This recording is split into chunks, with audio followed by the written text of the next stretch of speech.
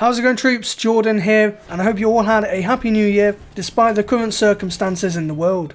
Today I'm back with another Black Ops Cold War loadout, and this one is a fun military setup based on the Soviet Special Forces, so today's loadout is titled Spetsnaz.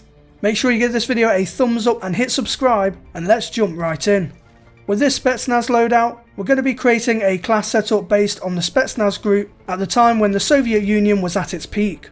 We're going to be role-playing as an elite Spetsnaz operator, so this loadout's playstyle is focused purely on roleplay. And since we're recreating a typical Spetsnaz setup and not putting any consideration into our in-game performance, I've labelled today's loadout difficulty as moderate. To kick off this Spetsnaz setup, we need to choose a primary weapon, and lucky for us we have a few choices available, as the Soviets designed and manufactured many assault rifles, carbines and sniper rifles. But I think the best choice to go with is the AK-47.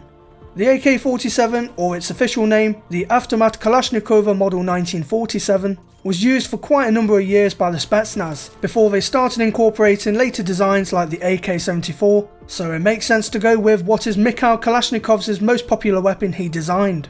But of course we can't go in bare bones, so let's talk attachments.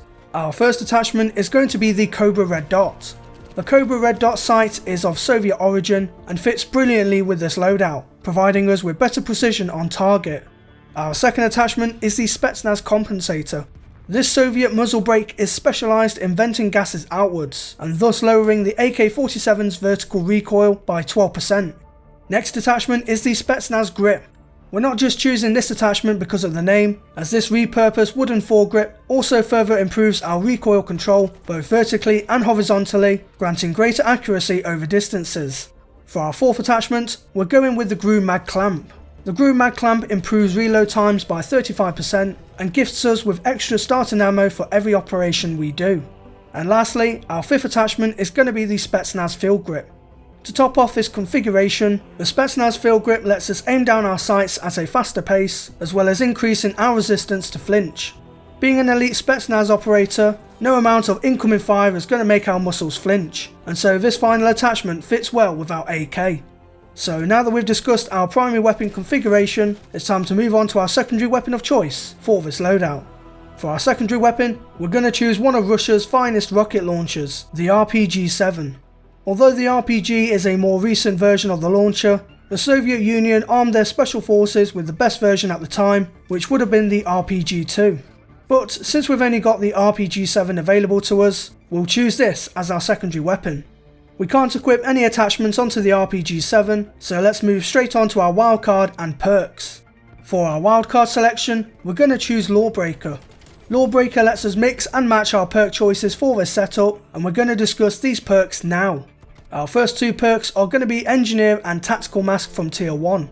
Spetsnaz carry out various types of operations, including sabotage.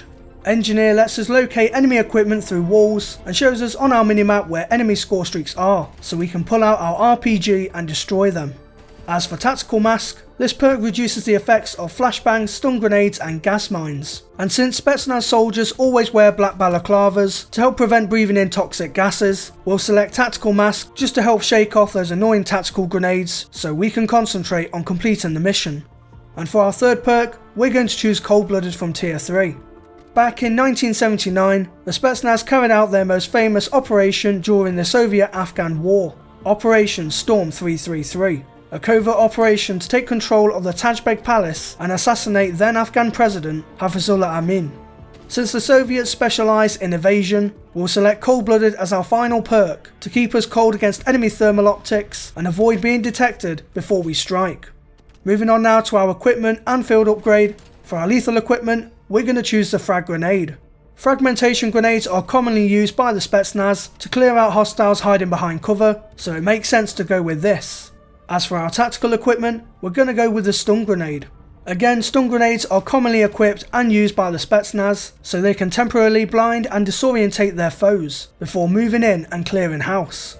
And lastly, for our field upgrade, we're choosing the SAM Turret. The SAM Turret is a portable anti-air missile system that launches locked-on missiles at enemy air score streaks, so we'll equip the SAM Turret to scramble hostile targets who dare enter Russian airspace. So now we've talked about our equipment and field upgrade, it's time to finish off this loadout with our score streak selection. For our first score streak, we're going to choose the counter spy plane. One of our main objectives as Spetsnaz is to sabotage our enemies, and so we'll equip the counter spy plane to sabotage enemy comms. For our second score streak, we're going to go with armour. In photographs of the Spetsnaz, you can see each operator wearing padded clothing with bulletproof vesting underneath, so we'll choose armour for our second score streak to replicate that. And finally, our third score streak is going to be the artillery strike. Artillery strikes were carried out by Soviet special forces during the Soviet-Afghan war, as a way to push back Afghan soldiers and the Mujahideen and take territory. So that's why the artillery strike will be our third and final score streak. So troops, that wraps up my Spetsnaz loadout video for Black Ops Cold War. Next time you boot up Black Ops Cold War multiplayer, definitely give this class setup a try in game and spet on your enemy. If you did enjoy this loadout video, then give the video a thumbs up, I'd appreciate it a lot. And if you haven't subscribed to the channel already, then why haven't you? Hit subscribe right now and also click the bell notification icon next to it, so that way you're always notified as to when I make an upload. If you have any friends who might be interested in this sort of content, then share the video around with them to help give my loadout videos and my channel more widespread exposure. And if you want to see behind the scenes previews of my loadout videos, you can follow me on Twitter at jordanxbrookes for all the latest on there. So until the next video, I thank you all for watching, stay true to me troops, and I'll see you in game.